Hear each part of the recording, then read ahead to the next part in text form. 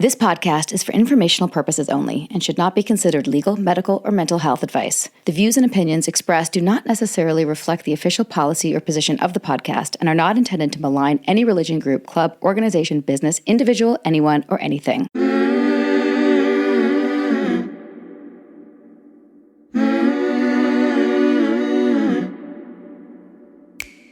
I'm Sarah Edmondson. And I'm Anthony, air quotes nippy, Ames. And this is A Little Bit Culty, a podcast about what happens when things that seem like a great thing at first go bad. Every week, we chat with survivors, experts, and whistleblowers for real cult stories told directly by the people who lived through them. Because we want you to learn a few things we've had to learn the hard way. Like, if you think you're too smart to get sucked into something culty, you're already prime recruitment material. You might even already be in a cult. Oops. You better keep listening to find out. Welcome to Season 6 of A Little Bit Culty.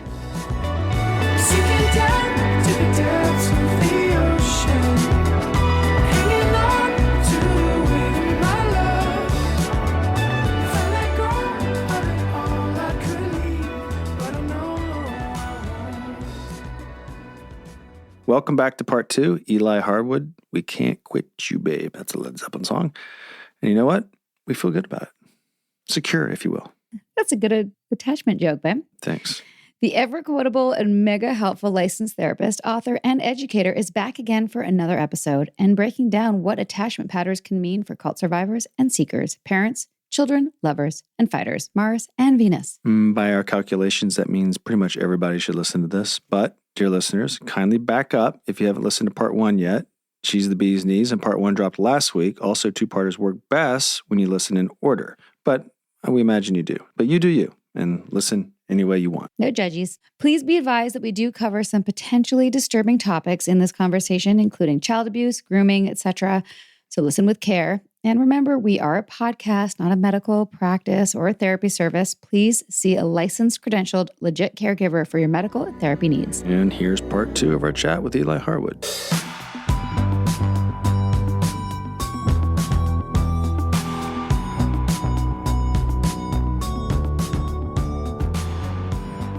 Eli Harwood, welcome back to this week's episode of A Little Bit Culty. Cliffhanger.com over here. Yes, major cliffhanger with the attachment nerd. Oh, I can't Please wait. do follow her on all the socials, get her book, and let's talk about parenting now. Love it. Now that we've dissected the vow, Ugh, let's dissect us and parenting. I love it. Talk to me about your questions. Well, I can tell you what one of the more shocking things about being a parent was. And we You probably can't shock her, though, because Well, she knows everything. you kind of touched on it in the last episode about how different they are. And ours are 5 years apart. Troy comes along and I'm like, oh, he's fairly easy. He's engaged and his head's up and he's like loving and like still wants to snuggle at 10. And I'm like, oh, I got this. And Ace comes along and I'm like, what the fuck what happened here? It was very different because when he came along, Nippy took it upon himself to get Troy out of the house so I could like breastfeed. It's COVID too. And it was COVID. So I think I bonded really well with Ace right away. And then it just took Nippy a minute to catch up because I did find Ace really warm and snuggly. But it was just the nature of like Having 2 kids. Troy was having 2 kids. Yeah. And Troy was 4, turning 5 and needed to be like out Also, in the park.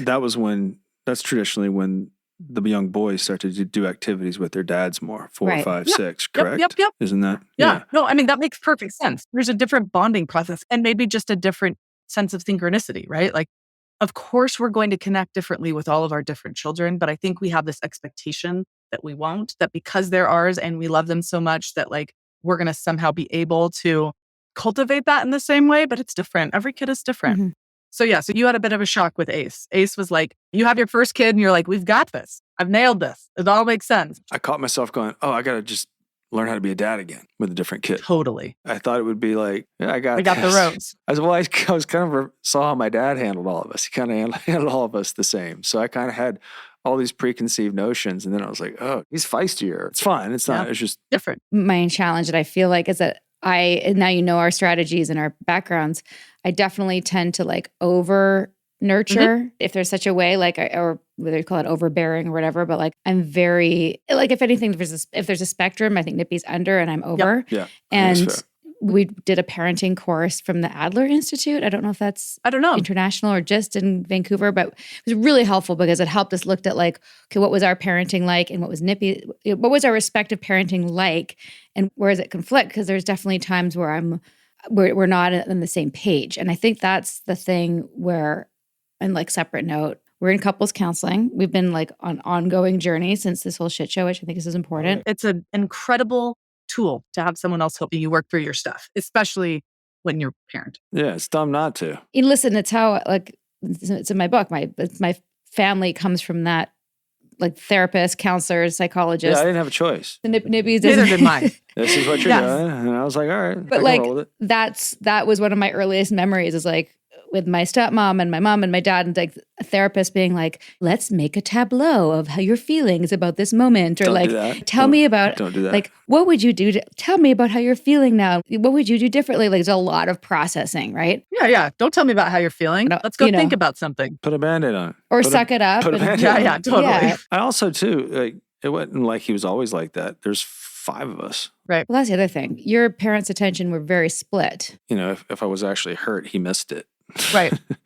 But yeah, You I know think, what I mean? Totally. but I think that's what's come up the most Not to minimize what you're saying. Yeah, I'm but in it's an counseling important distinction. is like Yeah. there's moments where like I want to handle it this way and he wants to handle it this other way. Yeah, And that's I'm true. like, you can't do that right now because like he's so sad and he's like, he'll be fine, you know? And I'm like, but it's not my interaction. Okay, so I'm going to give you all some really helpful lenses for these moments. Thank you. Great. The way we want to think about it is our job when our children are in pain or dysregulated or upset, scared, tender. So in the research, the technical names they use are tender needs and distress. So when our children are in a state of tenderness or distress, we want to be offering them 2 things, compassion and calmness. So we want to be connected enough that they can feel that we're feeling their feelings, right? You know that experience when you're upset and you can tell someone's receiving, this is what fucking Keith did, feeling the feelings with you, the witness. So you're offering some witness. But then you also need to be offering grounded. Because if we can tell someone's feeling our feelings, but they're floating around in them, they're overwhelmed by them, they're anxious about them, then we can't borrow that person's calmness. So we're wanting our children to feel connected, but also to feel like they can borrow our sense of, I got you. I got you. My favorite phrases to get our brains as parents into that is, I've got you and I'm here. I got you. I'm here. I got you. I'm here. That's what I used to say to my kids when I rocked them. I said, Mama's here. Mama's got Beautiful. you." Because you were intuitively offering them that sense of presence. What gets tricky is that when our kids are having these feelings, our old instincts of how we respond to our tenderness and our distress activate. And Nippy, what you have is called a hypo-activating strategy. So when feelings come in, your strategy is to dismiss, avoid, distract, to bring the attention away from the feelings in order to cope with them. That's what your dad taught you how to do, right? That's what general male culture also taught you how to do. And Sarah, Also read a book. yeah, right. Totally. Get up here. Get out of here. Get out of my nervous system here and get into my prefrontal. It's like go cerebral, right? Get out of that limbic system and go cerebral. But Sarah, you have hyper-activating strategies. Okay, Yes. so emotion has come into the room. Let's make sure that it's okay, right? So your brain is going to go more catastrophic. Nippy's brain's going to go more Yes. dismissive. Yeah. And so, you each are working on a different side of the coin. So Nippy, you need to work on that connection, compassion part of your primal instinct is to move away from the emotion. You have to learn to move towards the emotion just enough to take a sip of it, right? And so that your kids can feel, I'm here, I'm with you. I don't want anybody chugging anybody else's emotion. That's a terrible idea. But it's also terrible to not sip at all, right? To be like, I'm not drinking that. Right. Neither are you. We're moving on, right? No, you got to. That's what he even said. That's what he says. That's not what I said. He's like, I'm not doing that. When I mimic this stuff, it's because I've been listening to people talk about it for so long. And there really are these 4 categories. I mean, this is so well researched. So, okay, I'm going to take a little sip of what you're feeling. Hey, man, you're really disappointed you can't have a popsicle. I'm going to let myself feel that, what it feels like to want something and not get it. I'm going to have to let myself feel it, even though I'm like, this is freaking ridiculous, where you've had a popsicle. It's almost dinner time. You feel that urge to move away, but you're going to try and regulate still. You're not going to give them the popsicle. That'd be permissive. That'd be indulgent. That would not be helpful for your child to develop the skills they need to live in a world where there are limits. But you move in with some compassion, like, You really wanted that popsicle, and you're relating to them, right? But you're also not losing your sense of self in that moment. That's where you're staying grounded of like, they're going to probably have another meltdown, especially as you offer empathy, because they now know that empathy means I'm not getting the popsicle. And so they're more in grief, right? And they're going to have that. And you're staying calm, right? So on the flip side, Sarah, you have to learn how to stop the sip, right? Just a sip. Don't go all the way in and don't take it to and then in therapy, they're like, and she didn't even care that I wanted a popsicle 20 years from now, right? Like your brain probably future casts more often where it's like, how is this moment going to turn into an injury later on in my life? And so you have to reel that in and stay in that moment and offer like the structure of, I can tell you're hurting and I'm not going to change the boundary. And it is okay that you're having these feelings. Like, so one of the most helpful things from the research is that secure kids don't remember the childhoods as like all perfect. Our goal as parents is not that our children are like, I had a great childhood, everything was good. That's not a thing. That's not human life, right? It's that the overall sentiment was, my parents cared about what I was feeling and was going through, and they showed up for me and they were effective at helping me get through hard things. They also were parents. They had boundaries. They had limits. They guided me through things, right? This is, again, what I think your dad did so brilliantly. He's like, there was this sense of a guide. Here's how I'm going to take you. He just didn't know how to guide you through emotions. He knew how to guide you around emotions, under emotions, above emotions, right? But like not through them. Yeah. And so it's like, how can we offer our children the experience of being connected in those tender moments, but also guided by us through those tender moments? That's what we're trying to do. So sip a little less, Sarah, sip a little more, Nippy. And both of you really hold on to that sense of groundedness in what it is that you're offering and guiding and doing. And this is more messy than I'm making it sound. Yeah. I said this in the last episode, there's some real elasticity in secure attachment. There's room for, my husband and I talk about this all the time. Our worst parenting is always at bedtime. We're just so tired. And I'm just like, it's always when I end up in, I had one night last week where one of my kids, my wife, twin 4-year-olds would not go to sleep. She was running out of the room. And at some point I just went into that authoritarian kind of mode. Like, you will not leave this room. You will not. And I'm holding the door and she's banging her head against the door. And I'm not holding a boundary in a mature way. I'm not like, I'm sorry, honey. I've moved into sort of this dysregulated place because I'm like, it's been a fucking hour already and I want to go to sleep. And I'm holding the door and she's banging, and eventually I start using threats, which I do very rarely. But I'm like, she's obsessed with our cat, Henrietta. So I'm like, if you don't go to bed, you can't pet Henrietta tomorrow. I'm going to take away your joy. You could just put up a sign that said lost cat. But what did she do? She climbed into her little car. And at this point, I'm still so mad. I can't even connect to it. Like, I'm still just so like, ugh. So I laid on the bed and I calmed myself down. My other twin's in the room watching all of this. And she's like, Remy isn't listening. And I'm like, yeah, I know, but also mommy needs to calm down. So I'm trying to calm myself down. And then I gave her a minute. She cried. My tantrum passed. I went over to the closet and I got down and made my body small so I don't look like this big hovering giant that I was just being, right? I get down in there and I'm like, can I hold you? And by this point, she's not happy. I'm not happy. She's ready to be held. And there's thousands of interactions that have led to her capacity to repair with me in that moment, to know that like the mommy that I just interacted with is like just very tired. That's not my typical experience with her. So she trusts me. She comes into my arms and I hold her and we lay in bed and we get to sleep, right? And the next morning we wake up and I'm like, I'm so sorry. I was so harsh with you last night. I had no patience. We talk about it and we repair, and she'd already moved on. I was more horrified at how I had acted, but she was like, it's okay. I love you so much. I love you so much. And they need those moments too, right? There's value in that. And then you can show that you can have those moments and apologize. And not go into deep shame and self-contempt. I think that's one of the things I see a lot of well-meaning parents do, where it's like, I'm so sorry. Are you okay? Again, future casting. Is this the thing you're going to talk about in therapy later on about that one night? And I held the door shut and I told her I was going to take the cat away. Is this the one? And it's like, no, maybe it is. That's okay. Talk about it in therapy. But like, I know I didn't just break it, right? I had a moment and it didn't break because it's stretchy. And I'm going to work to do better. And my husband and I are going to strategize, like, how are we handling Remy at bedtime? What are we doing here? What's this? Whatever. How can we redo this in a better way? So I think just trusting in your own nervous systems, like, you are the parents your kids need. They need you. And so how can you repair when you're off course, connect when there's tenderness, right? And then get support from each other and the other grownups in your life to help buffer your nervous system to do this crazy parenting in the modern life thing we're all doing, because it's crazy. It takes a lot.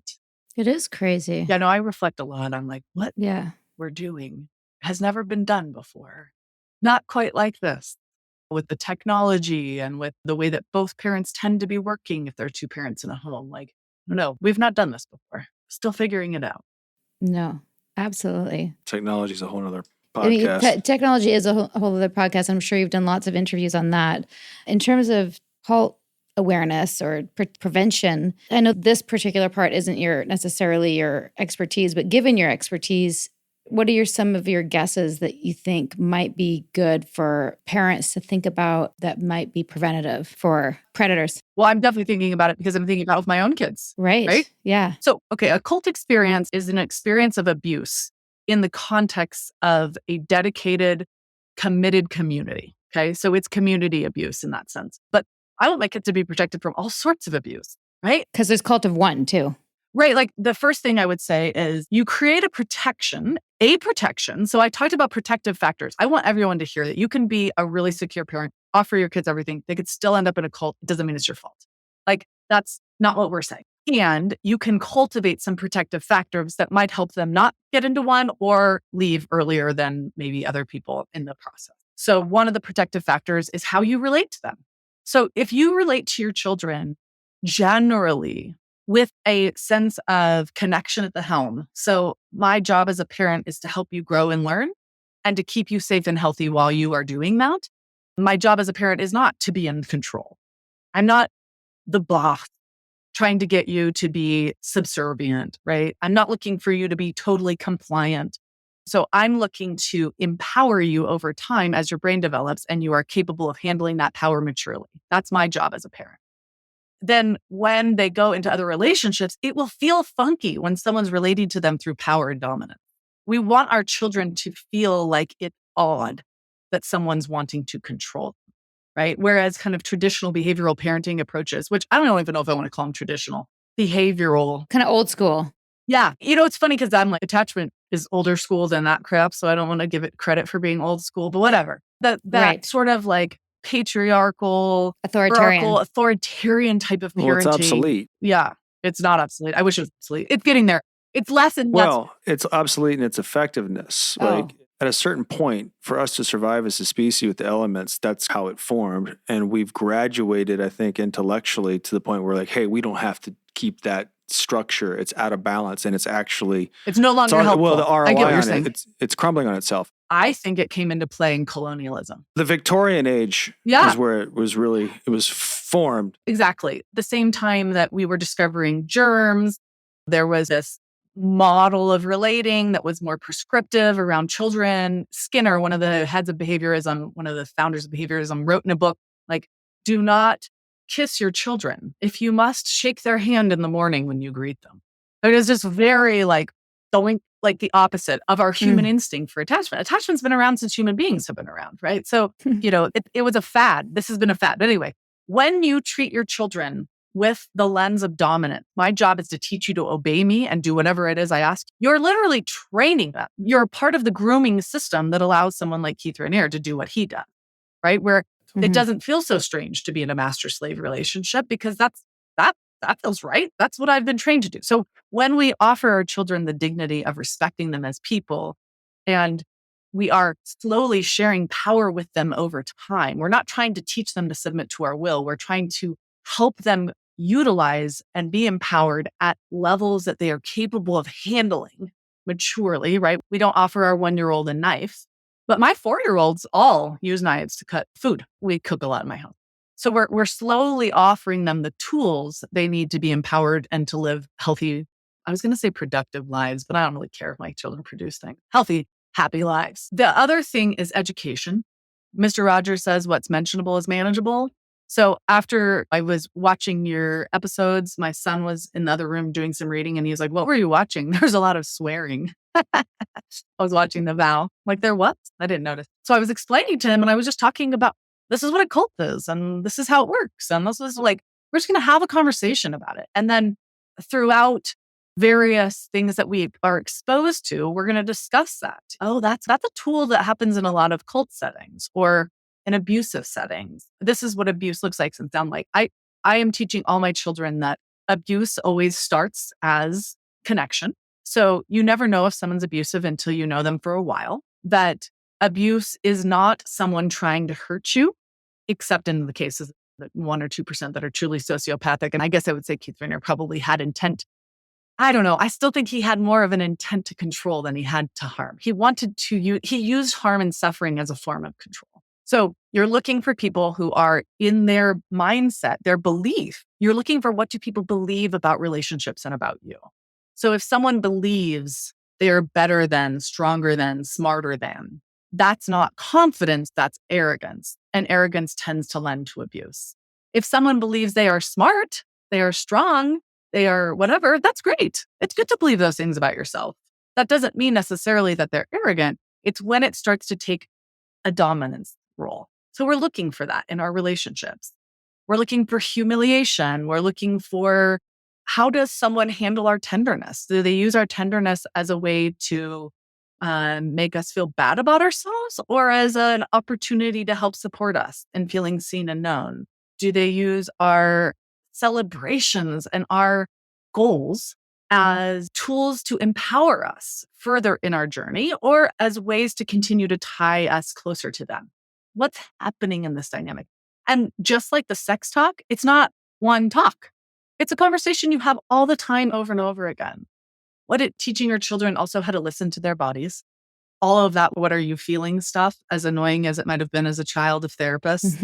I can see that in your book. Like there is a distinct sense of you knowing that something didn't feel good in a lot of settings. Now, you were being manipulated then to ignore those feelings and to view them as imperfections. Right. But you still had a connection to them. I would guess there are a lot of people that went through that process who didn't even necessarily notice. So I think helping our children feel their feelings, helping them recognize and talk directly about abuse and how it plays out and what it looks like so that they have those tool sets, pointing that out in the environment when we see things in movies, right? We saw the Mario movie. Did you guys see the Mario Brothers movie? Not fully. Yes, I've seen bits of it. I watched it yesterday with my son. It's so funny you mentioned that. So random. Yeah. Okay, so... And how many times have we watched a movie down there since we lived here? Many. Like 5 times in a year and a half. We rarely use a television. How weird. I picked up Ace early and I said, let's watch a movie. And he picked Mario Brothers when we watched it. It's a great movie for talking about abuse.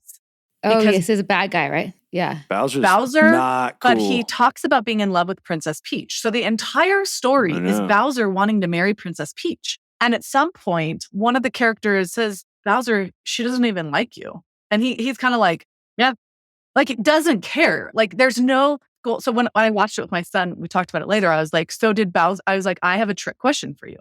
Does Bowser love Princess Peach? And he said, yeah. I said, how do you know he loves her? He wants to marry her. Huh. That's interesting. I'm going to point out a few things that contradicts this theory. And I said, he didn't care what she felt. And he's like, oh. I was like, is that love? Is that love if we don't care what the other person feels? He didn't listen to her when she said no. Is that love? Oh. And then I said, if he really loved Princess Peach, what would he have done when she said no? And he's like, let her go. I'm like, ding, ding. So did he love her or did he want to devour her? Did he want to control her? Can you imagine having me as a mom? He's going to have to. But anyway. Lucky guy. He's like, yeah. And I was like, he wanted to own her. That's different. And he may have been saying things that sounded like love. And he may have been wanting to engage in a ceremony that we equate with love, marriage, but that wasn't love. And then we nuance those things over time and we talk about it. And we talk about it with the cat all the time, right? Does Henrietta want to be held right now? What's Henrietta telling you about her level of interest in snuggling right now? How do we love Henrietta? We let her go. Does she look happy? Does she look happy right now when you do that to her? Right, exactly. Unfortunately, Henrietta is the chillest freaking cat on the planet. She lets my children carry her around like a rag doll. Hilarious. This podcast certainly would not be happening without our amazing, supportive, generous patrons. Are you with us? Come find us over on Patreon at patreon.com/alittlebitculty for bonus episodes, ad-free and exclusive content, and the occasional Zoom with fan favorites from our past episodes, Q&As, and all sorts of goodies. It's fun over there, people. The Frankies were a picture-perfect influencer family, but everything wasn't as it seemed. I just had a 12-year-old boy show up here asking for help. He's emaciated. He's got tape around his legs. Ruby Frankie is his mom's name. Infamous is covering Ruby Frankie, the world of Mormonism, and a secret therapy group that ruined lives. Listen to Infamous wherever you get your podcasts. Meals bring people together, but for many families, providing their next meal can be a challenge. You can help by participating in Macy's annual Feeding the Hungry food drive. All proceeds go toward local food banks and families. Now through January 31st, you can purchase an icon in-store or online, or watch out for the blue Feeding the Hungry shelf tags, where a portion of your purchase will be donated to local pantries. Together, we can combat hunger in our local communities at Macy's. You've heard from our sponsors. Now let's get back to A Little Bit Culty, shall we? Question for you about, and again, I'm reluctant to kind of bring other people's lives on our podcast, but it's out there in a documentary, the people that remained loyal in the face of like everything that was coming out, like why? Avoidance of grief. Yeah, pain. Okay, a couple things. One, they had more risk factors. I guarantee they had more risk factors in their lives. Yeah, for sure. Yeah. The early abuse, lack of community, maybe personality wiring, whatever. They were in it for longer, so the brainwashing was deeper, right? Yeah, and they moved there. Yep. In the epicenter. And so the process of, at that stage, the process for them of really truly acknowledging this was abuse, I was abused, is so fragmenting for them, because that means that what do I have left? Like, I think that's why I talk about your protective factor. It's like y'all had each other. It was like, let's save our lives. Let's save our son. Let's get the hell out of Dodge, right? And there's this sense of, I want to leave this narrative. You're leaving the situation, but you're also leaving the story that you've bought into. I want to leave this narrative because it no longer serves me. In fact, Well it's put. problematic. Whereas I think for some of these folks, it's all they have left. And that's so heartbreaking. So, okay. And they don't even have parents to go back to. We had parents that were like, welcome back. Well, So thinking of a handful of them, I don't want to lump them all into one project outside the company as well. Totally.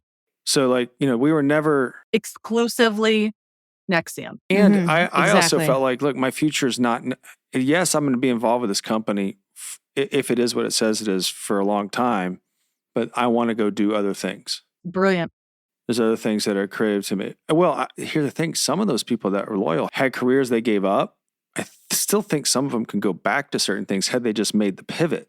now they really can't. And right. I'm right. just, but like, now what do you do? I'm saying that is like, I think some of them did have something to go back to.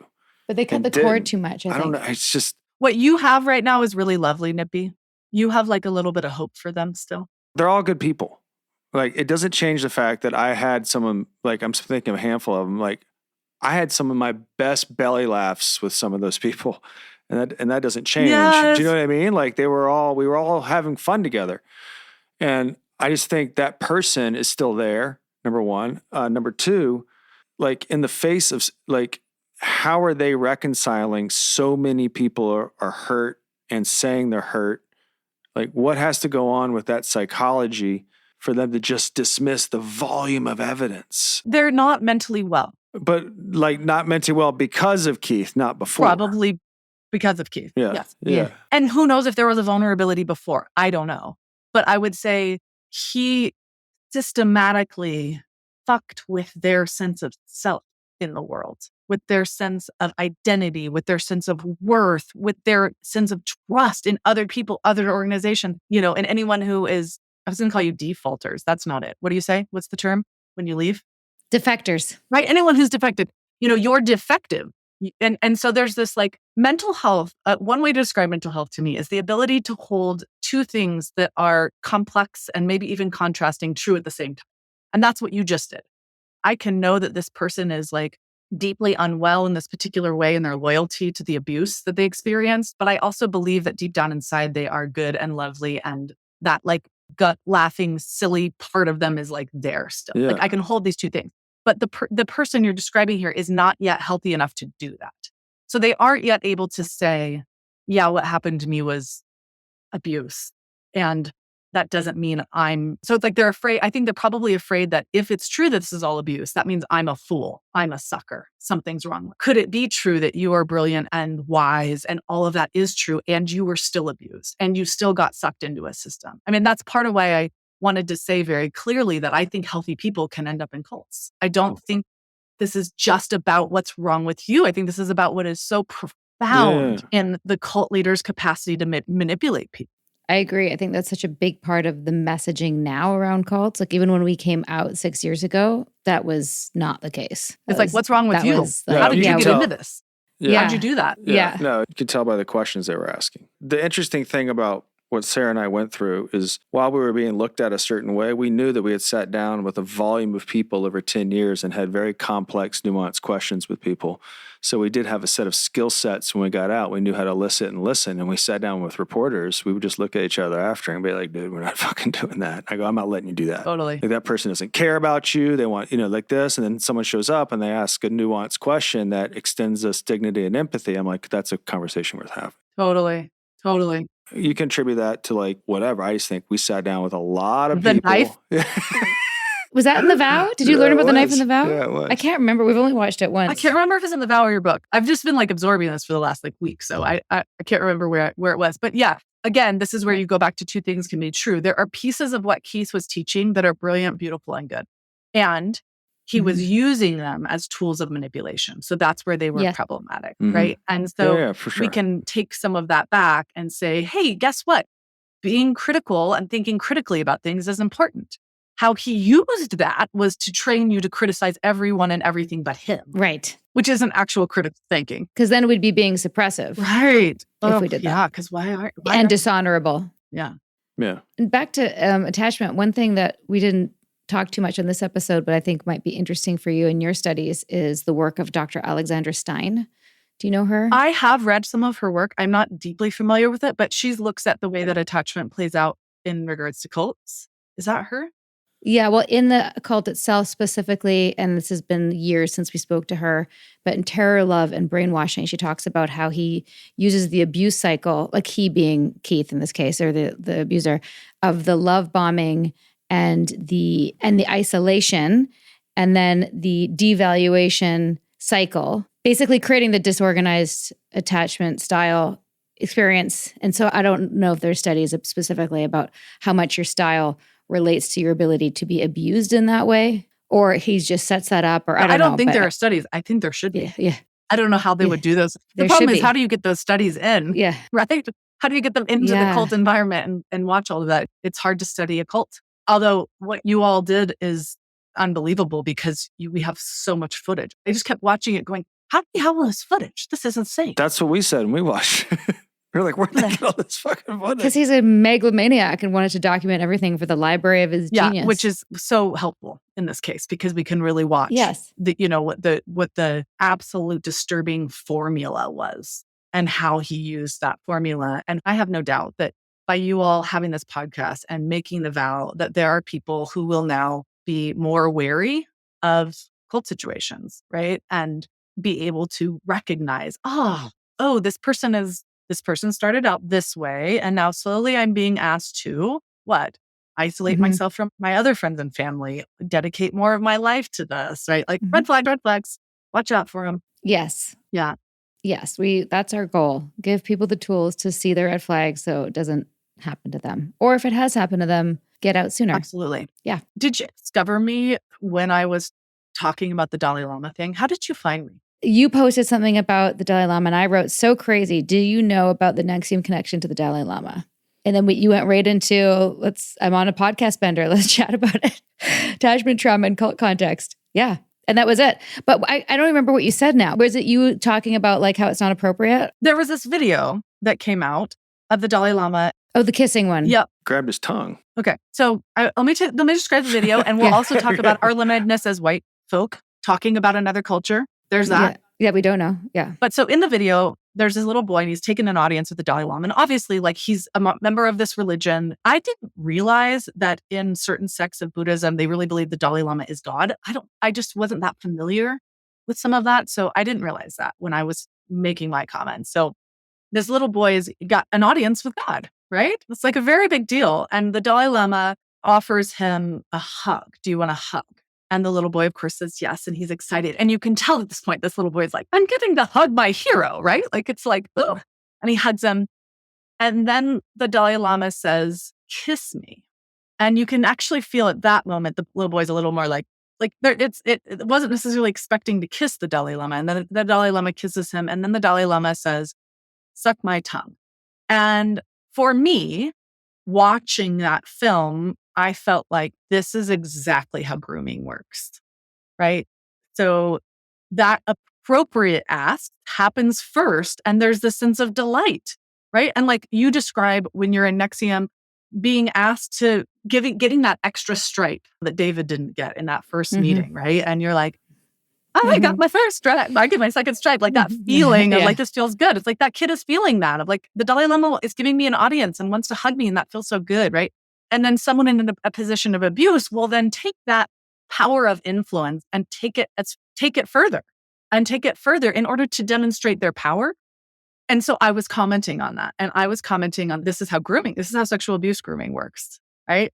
And so over time, the child becomes trained to say yes to the next thing and the next thing and the next thing, trusting the adult in that process. And also feeling as if they've consented and feeling as if they are a part of it. Yes. Anyway, I basically accused God of sexual abuse on the internet. Mm-hmm. So that was intense. And I received within a couple of hours, 7 or 8 death threats. Wow. And the only way I can describe it as like my page was stormed. There was just hundreds and hundreds of comments, and it was such a surreal experience for me for multiple reasons. I had stereotypes about Buddhism. I didn't realize that there was fundamentalist Buddhism. I really thought, Buddhism is like more of a philosophy than a religion. And I think because I grew up in conservative fundamentalist religion, I had viewed Buddhism as a more evolved version of religion. So it was interesting to me to hit that backlash, which I know you all have experienced. Oh, yeah. And I would say that anyone 100%. who stands up to and speaks out against any form of abuse, prepare yourself for the torrential response because there are systems set up to defend. Now, I don't know. One of the nuances around this video is that in Tibetan culture, in order to greet people, one of the custom of greetings is you stick out your tongue and you're proving that your tongue isn't black and that you haven't been poisoned. And so that you aren't cursed, basically. So you greet people by sticking your tongue out. Okay, so there's a different nuance around tongues. And there's another... But sucking tongues? Okay, so there's another nuance. Yeah. Where if an elder and a child are playing, the elder will let's say they give the child a piece of fruit and blah, blah, blah, blah, and the child will ask for more. And as a joke, the elder will say something like, there's nothing left to eat but my tongue. Okay, but you don't actually do it. So... Okay. The Dalai Lama's defense was that it was a language translation, that he meant to say, eat my tongue. Like, what else do you want from me? But what bothered me about the interaction is the child didn't say, can I have a hug? Can I have a kiss? And then that would make sense for him to then say, do you want to eat my tongue? So I don't know. I still have about the video. Yeah, it doesn't feel, I think it's totally acceptable what you said. I didn't do a full post, but I did mention it somewhere, and I didn't get the full onslaught like you did, but I did get somebody saying like, you're really uneducated. You don't know about blah, blah, blah, blah, everything you just said. And I was like, you know what? Doesn't matter to me. That seems like abuse apologist because you're attached to your religion. I thought of this watching Catherine, India's mom, on the video. What's so hard is that there is a defenselessness when folks are inside of the cult, but you are in that state of mind control. Your world has gotten strong. You do feel stuck. You aren't totally able to critique, right? The minute you critique, you're in conflict. And so there is a need for people outside of the situation to comment on it. Like that's a huge part of how you were able to take NXIVM down. But I do struggle because I also recognize that there's a long history of white folk putting our lens and our cultural stuff onto cultures that we've colonized. So that's another form of abuse, right? So there's this dance I feel like I do, but I've thought about it a lot. I've sat with it. I've wrestled with it. And I don't know. I guess I think I'm not willing to be deified. I don't even like it when people are like, you're brilliant. Like, there's some part of me that's like, la, la, la, la. I want to teach you some of the things I know, but like, I'm a human, I'm a person. I don't want to be put above other people. So anytime someone is willing to be in that position, I wonder about that. I wonder about their mentality. Power is a scary thing. You shouldn't covet but it. That particular thing with the Dalai Lama is very interesting because you are right about colonization and all that, but also like, this is not my area of expertise, so I don't want to say something dumb, but we, white people, colonized cultures where men married 12-year-old girls because they were capable of having sex. You know what I mean? Like, doesn't make it okay. Like, we've decided that's not okay, right? Like, when you've survived abuse the way that you have, and honestly, I have as well, yeah, you have a real sense of that je ne sais quoi that is abuse, right? And it's like, well, what is that? It's someone manipulating another person for the form of pleasure and control, that knowing that person can't truly understand what's happening to them, get out of it, right? Process it. And I think the Dalai Lama himself was groomed to be the Dalai Lama, right? He's groomed as a child. Again, now I'm afraid. I'm like, great. We're going to put this podcast out and I'm going to be back in death threat land, but I'll do. Wait, honestly, every single episode we do yields at least one letter that we said something wrong. Of course. And of course. I get killed. When you speak against abuse, you speak against power. And when you speak against power, there is some mechanism there to try to silence you, right? Like, you become a threat to the system. And I don't know. I made a decision after that post that what I will continue to do is talk about and empower people to recognize abuse, but I don't have it in me to go after powerful world. I don't have it in me. I'm too in the midst of raising young children. I mean, that shot my nervous system for like 2 weeks. Oh, it was just like, for sure. It's a lot of energy coming at you. That's so negative. And I will say, I took the post down after that because they were sending me my address. They'd like found me, sending my address. I was like, took the post down. And I put up another post talking about the fact that I put the post down. But the second I put the post down, no more comments. It was like there was an organized brigade of people. Really? That there must be some form of an internet. That's their job. That's their role, is to stamp out anybody saying untrue things about the Dalai Lama, right? And so they, here's this person. Oh, she's got quite a few followers. We're going to go after her until she takes it down. And in that way, they succeeded. They didn't succeed in convincing me I said something wrong. They succeeded in convincing me that there's a system of abuse in every form of religious power, I think. And now, a brief message from our Little Bit Culty sponsors.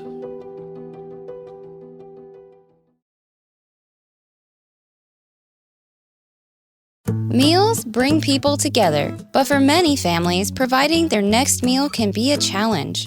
You can help by participating in Macy's annual Feeding the Hungry food drive. All proceeds go toward local food banks and families. Now through January 31st, you can purchase an icon in-store or online, or watch out for the blue Feeding the Hungry shelf tags, where a portion of your purchase will be donated to local pantries.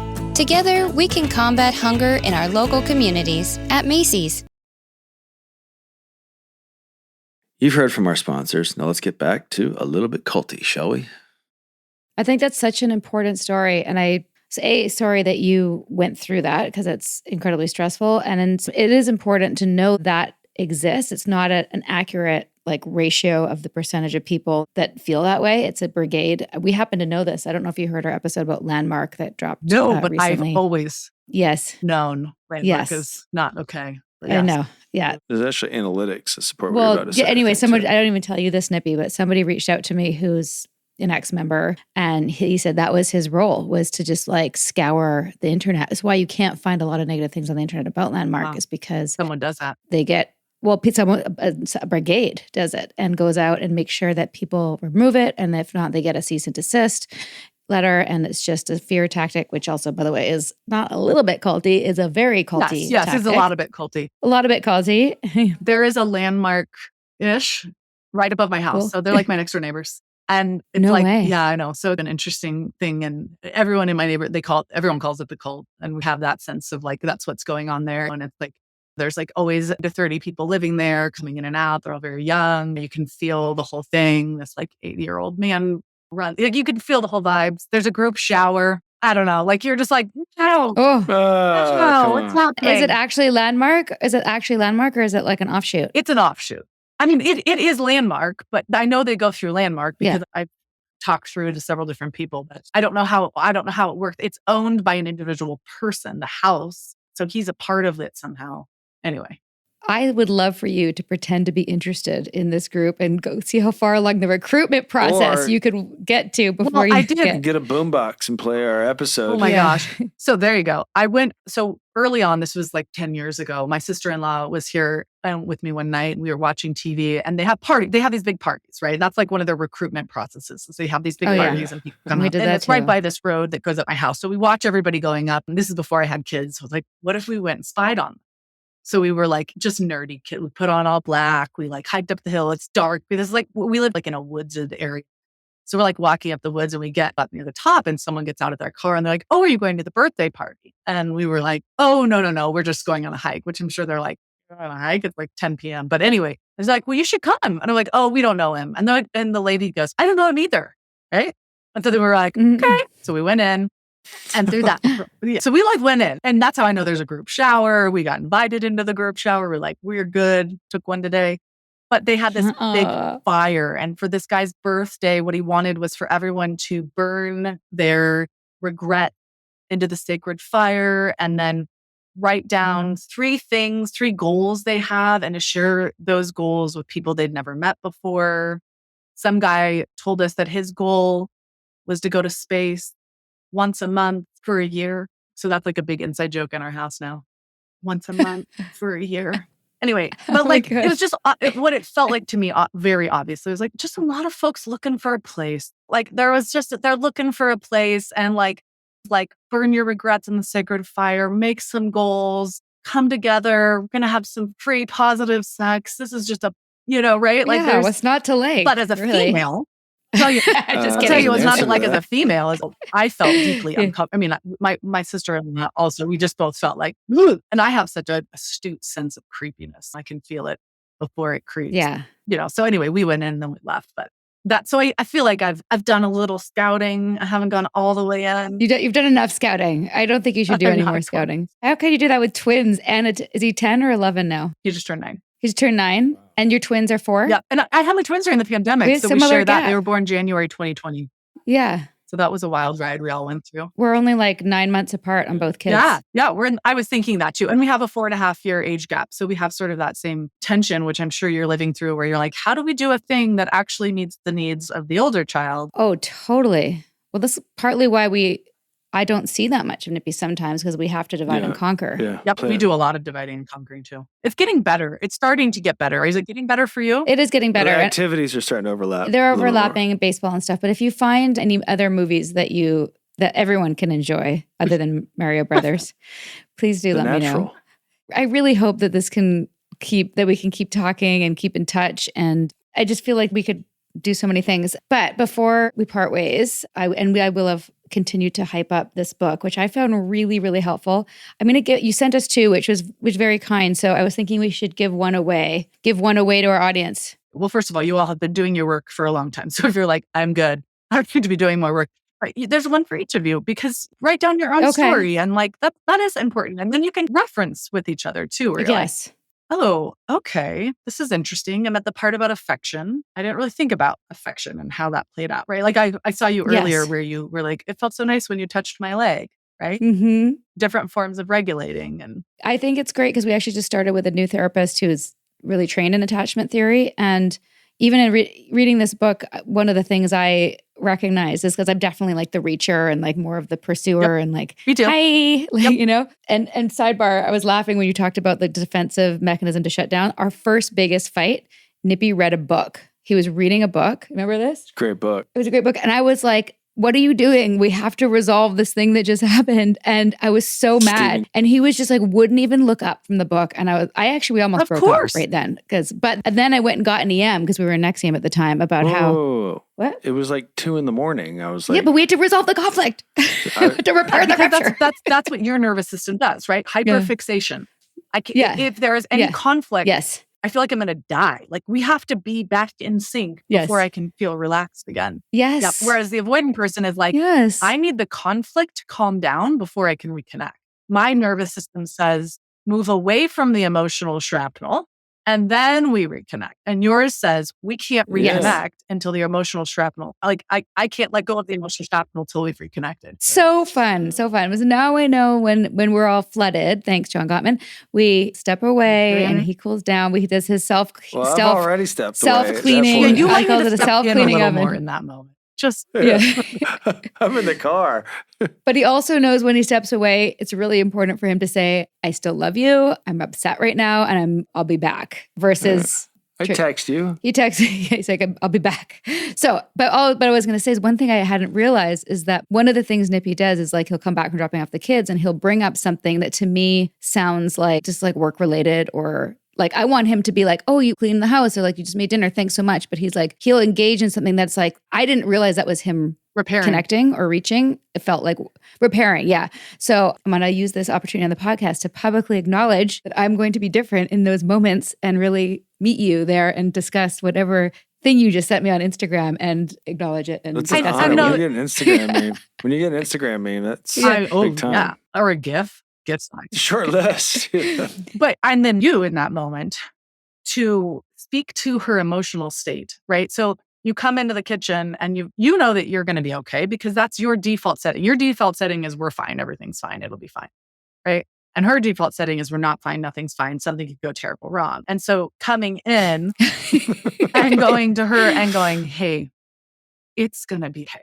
That was hard and we'll get Oh my God, I would love that. And then for you, Sarah, that you can turn down the knob on the catastrophizing of it, right? So like if he's shutting down and your nervous system says he's like checking out on, right? Like reinterpreting that of like, okay, he's trying to take a pause. He's trying to regulate. This is how he knows how to do that.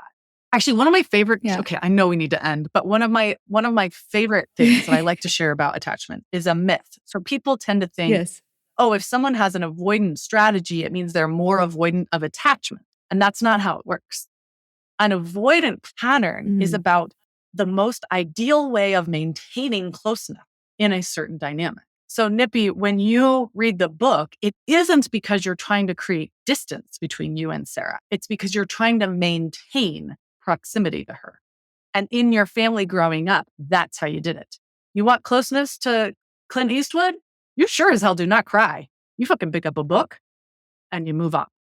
You want to be close to, you want your mother to feel as stable as she can. You don't add more emotional material to someone who has to drink in order to cope. You read your book. You swallow what you're feeling in order to bring calmness to the environment, because in that context, that's how closeness gets created. And so for you, Sarah, when you feel him avoiding, remember, he's not actually pulling away from you. He's attempting to stay close to you in the context of a big emotional moment. Oh, it's the only way he knows how to. I didn't know that.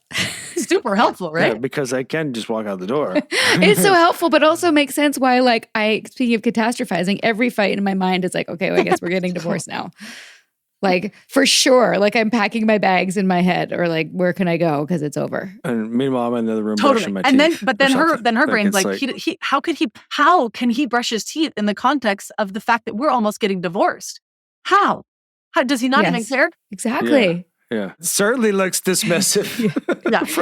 So I think being responsible for that catastrophic balloon, I think of it as like it's a helium balloon, but you can pull it down, you can pop it, feel it when it starts rising up in your brain. You're like, oh, it's starting to go there. Is there any data? Has he said he wants a divorce? No. Okay. We're not in divorce land. That's not what's happening, right? I'm going to go ahead and leave that fantasy for the moment when he tells me he wants a divorce. Other than that, I don't need to be going there. So pop that balloon. And kind of an inner nurturing voice in your own head that's like, it's okay, Sarah. It's okay. It's going to be okay. This is just conflict. It's going to be okay. He always comes back. And keeping memory of the past, he always comes back around. We always come back together. Mm-hmm. Secure attachment is stretchy. It's okay when sometimes we have to stretch out and we come back. We go through seasons where we feel really in sync, and then seasons where it's a little harder. It's okay. Can I share with you what you said when you came back from going out with some of your friends? What? You're like, oh my God. You like gave me a hug. Oh, it was after a girls' night? Yeah. And what did I say? I don't know. I'll let you say it. No, you say it. What was your memory? Well, it was something like, oh my, so glad I'm married to you. I say things like that to my husband all the time because when we're out in the world as a woman processing other people's experiences of men, it's really sometimes very disturbing. Well, this particular week, every one of my girlfriends was going through some heavy shit. And it's just, you're right, it's a season. Right now, Nippy and I are great. We've been through some heavy shit. 6 years ago, I would have said, okay, so I got branded with another man's initials, and I'm not sure if my husband's going to ride it out with me. But he did, and we did. Yeah, but it and, wasn't even like a difficult decision. well, right? I'm glad to hear that. Right now, the things that we struggle with are, I feel really hopeful about. And your book added another tool set for I got one more. Oh, you got one more? Okay. All right. What? I sent Sarah a meme recently, and it was when the woman was in the kitchen, pissed at him for something that he had done in the dream. When she was asleep. Yeah, when he was asleep. And that fucking happened to us about a year ago. I got up. And she's like, I'm pissed at you what you did in the dream last night. I'm like, what the fuck? Like, what am I? I'm over here making coffee. I'm like putting the dishes away. I'll send it to you. Like, It's pretty accurate. I Oh, was so just mad. like, well, all right. I went to drop the kids out. I was like, all right, well, look, sorry for whatever I did in the dream last You're night. like, wait a minute. Okay, so brain-wise, also, this is Yeah. interesting to me, but Yes. when you have a long-term avoidant experience, the way that your brain is wired reduces the cell density in your hippocampus. Okay, so your hippocampus is the part of your brain that holds emotional memory. So one other way to think of that is when emotions come into your body, it's actually harder for you, Nippy, to hold on to those emotions. They don't stick as long. It's just your body's not as sticky with emotions. It's just way more natural for them to leave and flip, which was probably a protective factor. Yeah. It served me in Oh, football, yeah. too. Or as an Totally. athlete. But Sarah, when you have the preoccupied experience, you tend to be more dopamine sensitive. So your hypervigilance and that sense of dopamine sensitivity means that things are much stickier and you need a lot of extra reassurance. So it's like, do you love me? Okay, great. That felt good. Huh. Oh, wait, do you love me now? Do you still love me? You still love me? You still love me? Yes. Right? So, Oh, my God. and Oh my what God. that does to your brain is that it is harder to release. So it's almost like your brain is stickier with emotional content. So when something comes in and it is emotional, it's harder to separate it from yourself. And so there's brilliance in you two being together because you have these two very different skill sets that you're learning from each other. And over time, it'll get more nuanced and evolve. And you're not ever going to be like, wow, we switched roles but that you'll have those default settings, but they'll be way more nuanced over time. And I'm thinking about myself early on in my relationship with my husband. Oh my gosh, are you sure he loves me? I had like a group of friends on call, and I'd be like, okay, so I texted him and it's been 2 hours. How do I interpret this? They'd be like, you don't. It's fine. Like, remember last night when you were throwing up and he was like holding your hair back and like carried you into your bed to make sure you were okay? Like, remember that last night? Literally last night? And I'm like, okay, so you think he still likes me? You think we're good? Like, oh my God, what? Yeah. Anyway, I had that state to now where I am, and we've been together for a long time. We got married in 2010. We got together in 2007. And That's sort of our trajectory A too. little bit, Actually. yeah. About that. I don't have that. It's very rare that I have that experience anymore. Very, very rare. We can have a fight and we're disconnected and we're cranky. We had a fight about the dishes that was really dumb a month or so ago. He was pretty mad, and he doesn't get mad that often. He was pretty mad at me because he thought I put a dish towel in his face. Anyway, it doesn't matter. He was pretty mad at me. And I was so tired. I was like, good night. And I went to bed and we talked it out. We figured it out. We talked about it in couples therapy. We worked through all of it. But like my brain, I can't even imagine what that fight would have done to me early on in our relationship. I would not have been able to sleep. Right. I would have been pacing around outside in a dramatic way, trying to figure out how to get him to pay attention to the deep importance of this disconnection we're having. And now I'm like, I know in my brain and in my nervous system, we always come back together and it's okay. So that's the goal. That's because you did the work, the not culty work, the actual work. I did a lot of therapy. There was a lot of crying. I did a lot of thinking about my childhood and a lot of understanding where the past was in the present. A lot of understanding that this was a little girl inside of my body still who was managing a suicidal mom and an alcoholic dad. And that was getting put onto this present moment in a feeling state. I wasn't thinking about those things. It felt like it was all about what was happening in the moment with my partner, but I started to recognize, well, that's not I married like the most wonderful, coolest, chillest, most thoughtful human on earth who's not addicted and doesn't struggle in those more intense ways. And so my body could over time absorb that. And that's what we're trying to do when we're trying to heal our attachment. Right. It's such a great path and such a great roadmap for all of us. And I didn't write in this because I thought I might give it to a fan, but now I'm going to go back and do it again fully and evolve. And I'm so glad that you found your husband. And yes, I'm glad that we found each other through the Dalai Lama, through His Holiness. And so ironic that His Holiness was such a big part of our NXIVM journey. It all comes full circle. Just for a small fee. I know, right? Yeah. You too can have, pretty sure that's... I don't think that's hearsay. I'm pretty sure that's been verified, but allegedly, yes. We'll say allegedly just to not get sued by somebody. Well, it'd take me $1 million to go back to Albany, New York. That's I've true. never been there. $1 million just to go to Albany. I'm not sure even $1 million will. No, it's not that bad. It's not that bad. There's some nice buildings downtown, coffee shops. Really nice buildings downtown. I love. Shout out to the coffee shops and my favorite vegetarian store called the Four Seasons in Saratoga. Well, that's a Saratoga. And the Co-op. Never mind. Anyway, tell the audience what your next book is and where the best to find you. And I'm sure everyone's going to follow you because we need not culty people to follow and learn from. Isn't it funny though? Even the term followers, after watching The Vow, I was like, follow. I want followers. And that's not how I interact with people. I'm not like, follow me into the promise. Yeah. Anyway, but if you want to listen to me run my mouth on the internet because you find it entertaining or helpful or whatever, Attachment Nerd is my handle, and that's Instagram, Facebook, TikTok. And then I have a website, attachmentnerd.com, where I have like courses and I help people who are looking for like a deeper dive into that. And then my new book is called Raising Securely Attached Kids. And it comes out in September. And it is not a workbook for those of you who do not want to do the work, although there's work involved in reading. But anyway, it's a bookie book. And I just lay out, this is how you develop the relationship with your child that will help create the resilience they need for them.